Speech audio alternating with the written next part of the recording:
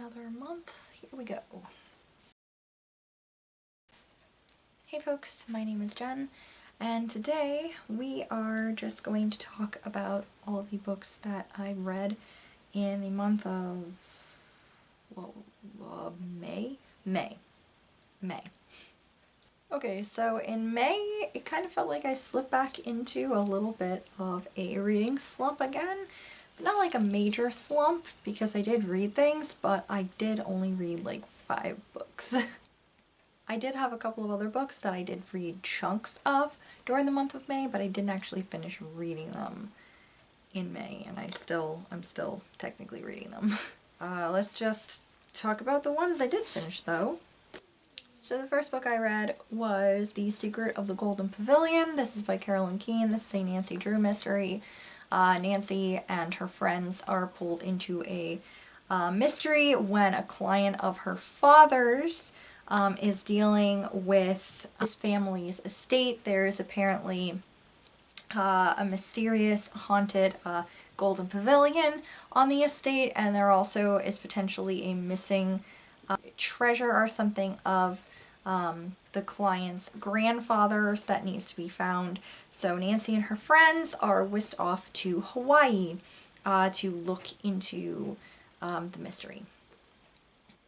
So first off, this book really felt like there had clearly been research done. It was definitely trying to introduce kids to the newest state of the Union at the time. This was published in 1959, and I believe that Hawaii had become a state either in 58 or 59, so yeah, this just felt like this was an introduction that the authors of this book wanted to make for younger generations, to be like, hey, here's the newest state, learn some shit about it. I do have to admit though that I am not 100% certain if the things that were talked about in here are completely accurate. There's a lot of travel info. There's also a bit about local customs as well.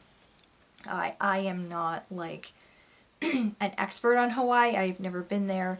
The little bit I know about it, I have gleaned from Hawaii Five-0 when I watched that back in the day. So yeah, I don't know if anything in here is technically correct or not, but it did feel like there'd clearly been some research that was done before writing this had happened. One thing of note though is that the dialogue in here was incredibly cheesy. The villains in here are a gang called the Devil's Corpse, which is an hilarious name and is not even in the least bit intimidating. And you can imagine if that's the gang title, how everything else was. It was just really, really, really cheesy. Another thing of note in here that I was kind of bothered by a little bit was the villains, like how the villains of the book were portrayed. And it's something that I noticed a lot in Nancy Drew novels over the years, and also what I've seen in the few like Hardy Boys that I've read as well.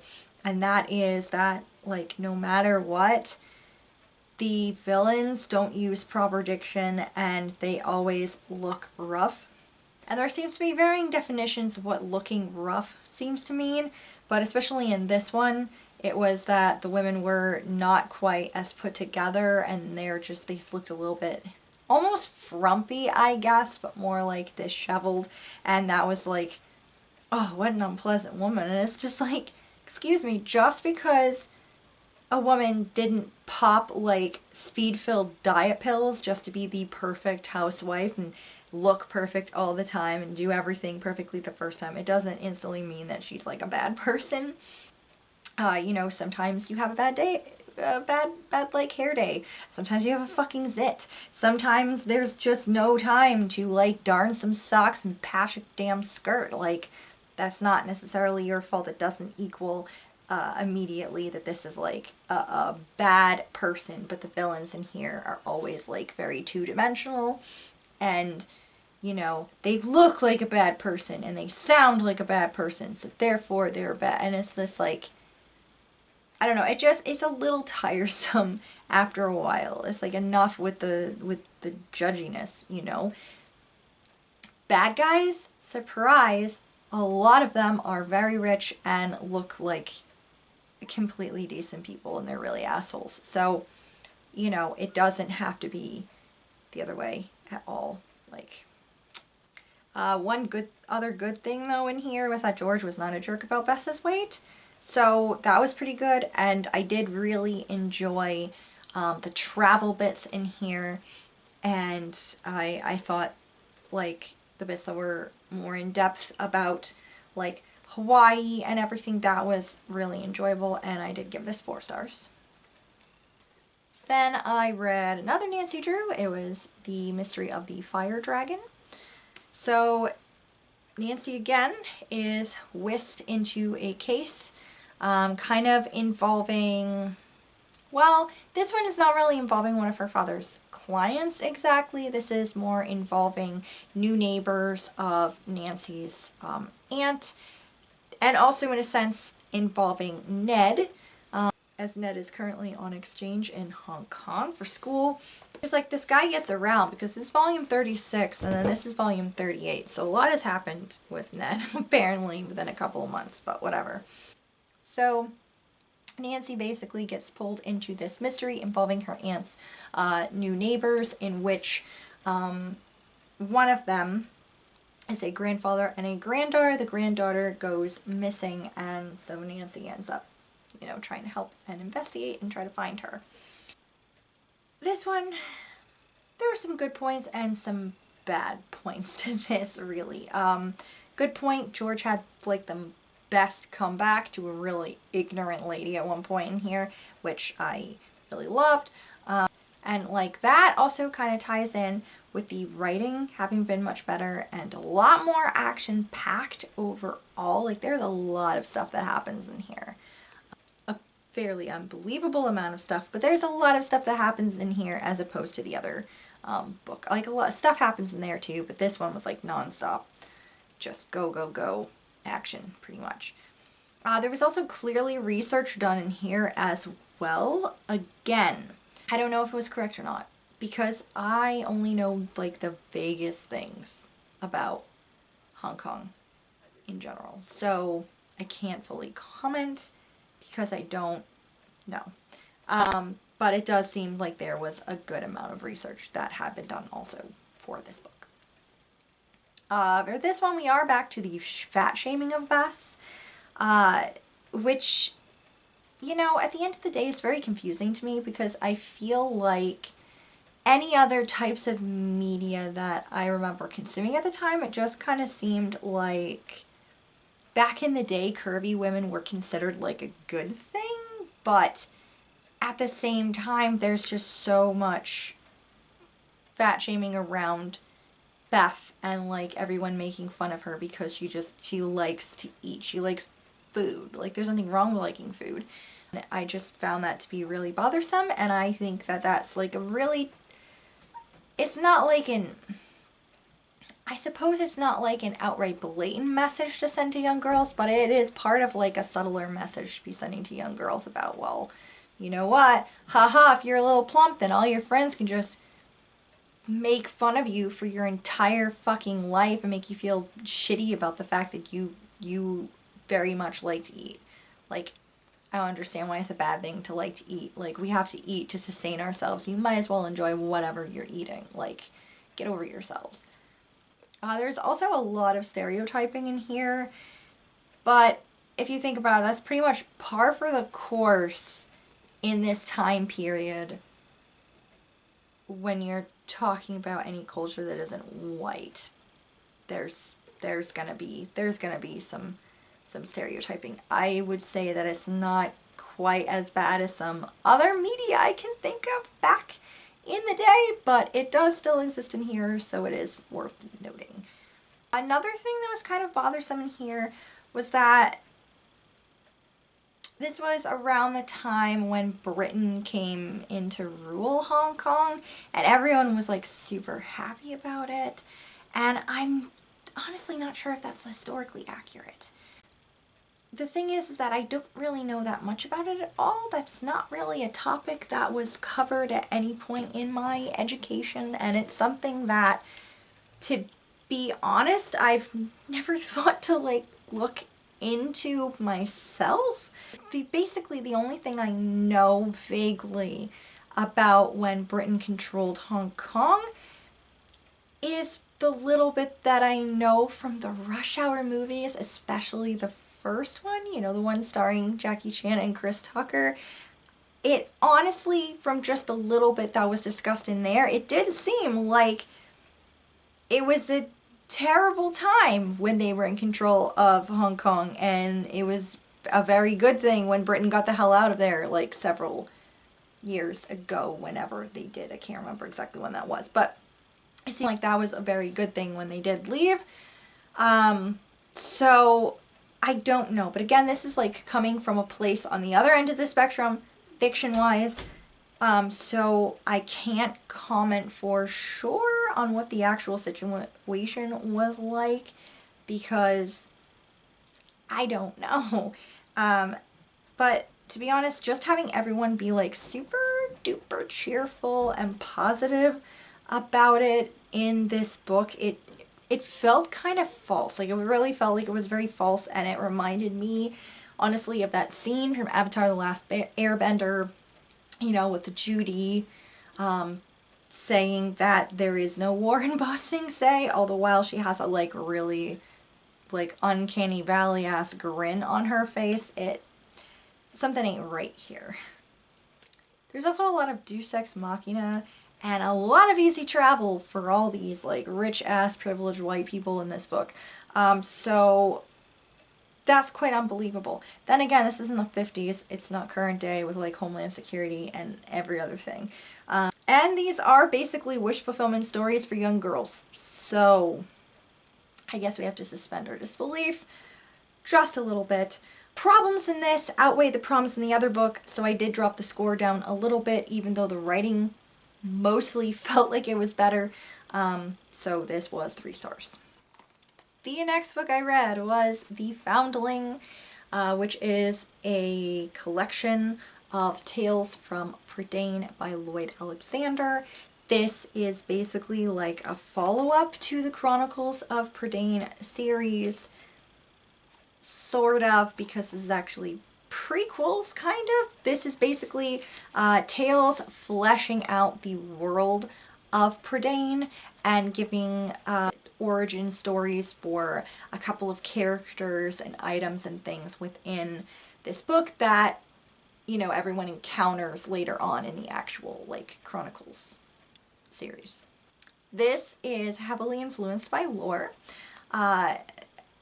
When I have time, I like to research mythos of varying cultures, so it was really fun to kind of pick out little bits of Celtic lore that the author like based some of these stories on, threw things in.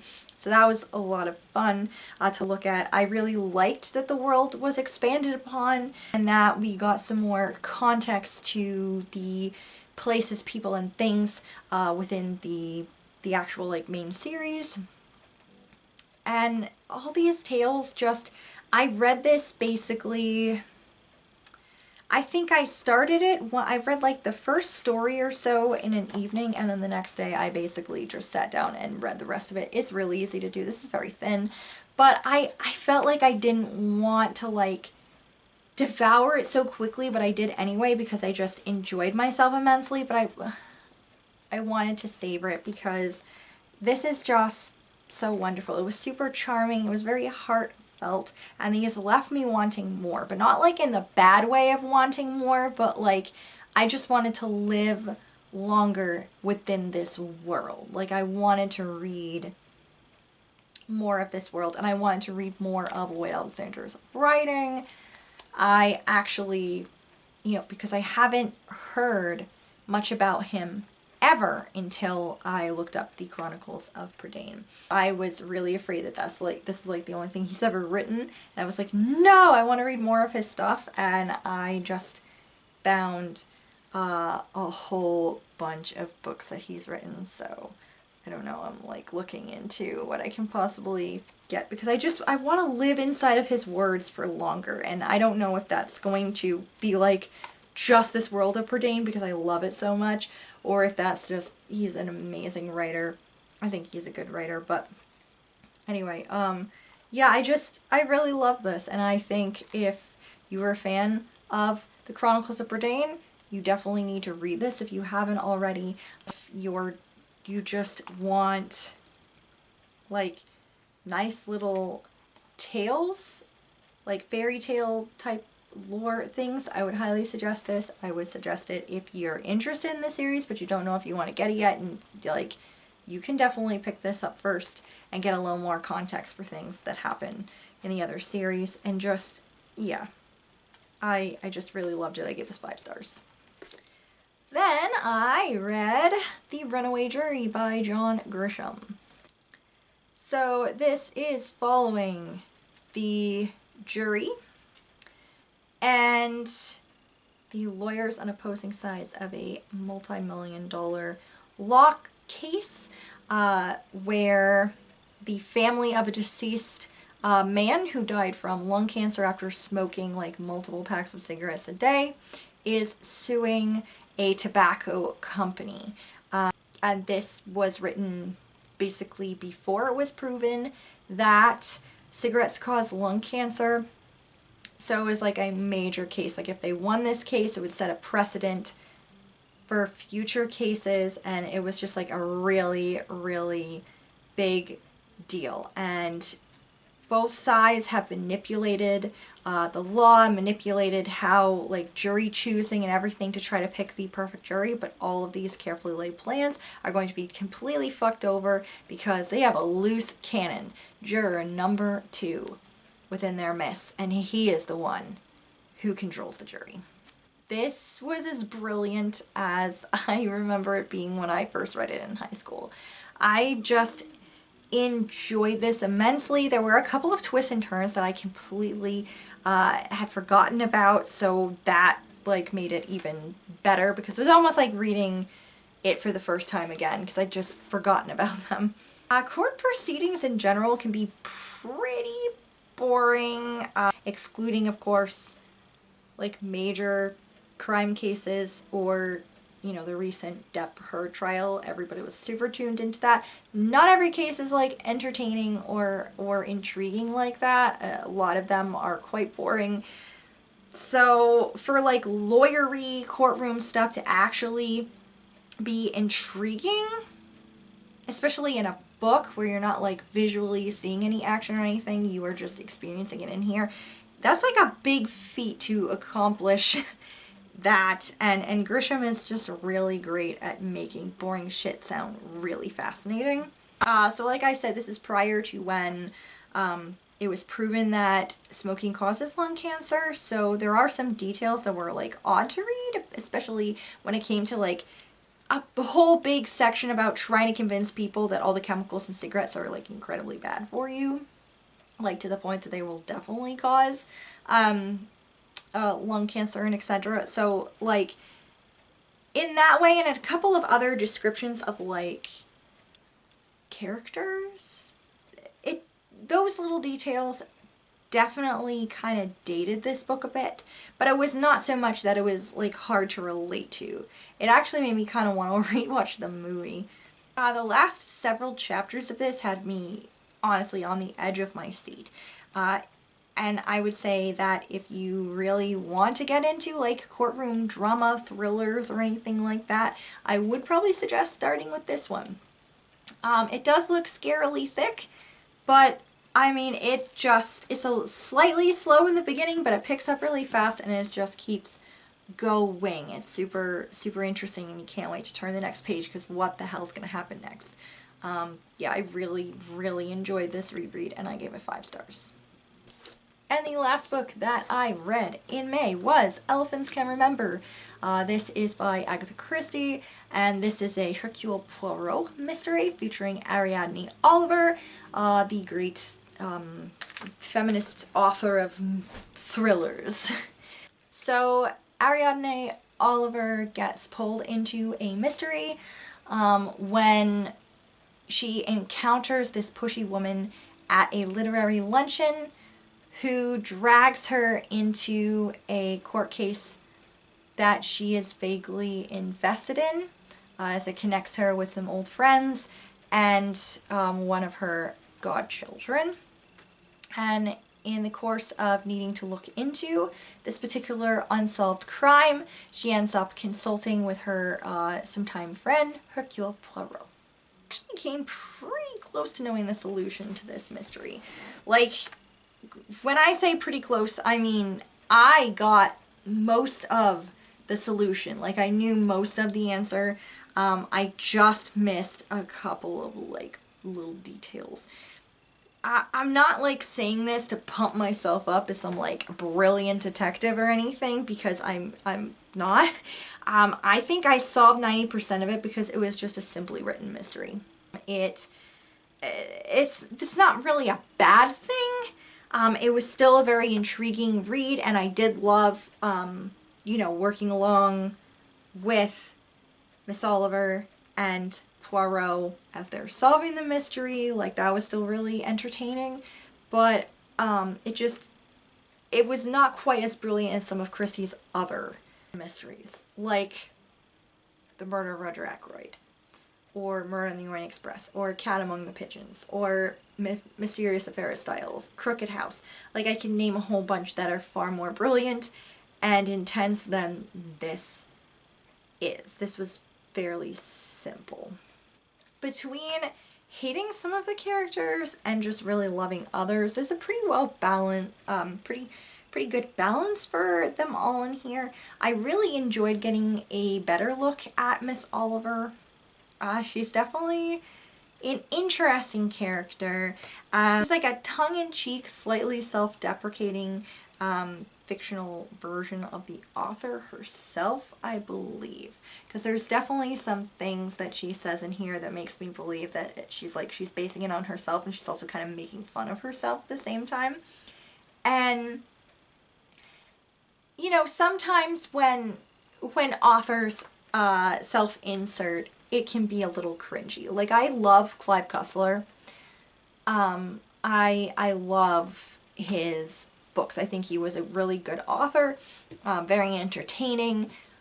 But whenever he self-inserted, like, it was funny, but there was also a healthy, like, heaping of cringe within there.